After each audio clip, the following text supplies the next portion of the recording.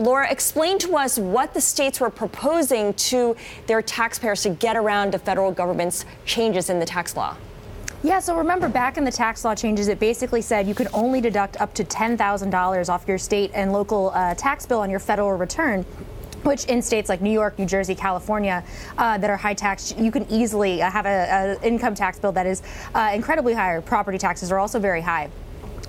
So what they've said is, look, you can take your first $10,000 as a federal deduction, and then for any amount you have over that, $20,000, $30,000, you can pay it to a fund in the state, and we'll consider that a charitable contribution. So then, and remember, charitable contributions, donations are deductible on your federal tax return.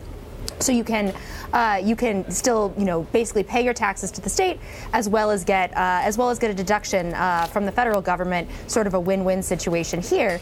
The way they did that is they would also give taxpayers a credit, sort of as an incentive to make these payments. And what the IRS has said, look, these aren't real charitable deductions. We're just going to give you a small fraction of that, basically only the portion we consider to be a charitable deduction. It's no good otherwise. Are the states going to challenge this, and how successful might they be? So yes, and states are already challenging the tax law change, and you could see that they could also, so New York, New Jersey, Connecticut, and California, several states have banded together, and you could see further action here. This is likely to play out in the courts over several years. This is certainly not the end of it. And remember, this is just the first proposal, so we'll see a couple more drafts from the IRS and Treasury on this. How would they challenge it? On what basis would they be challenging it?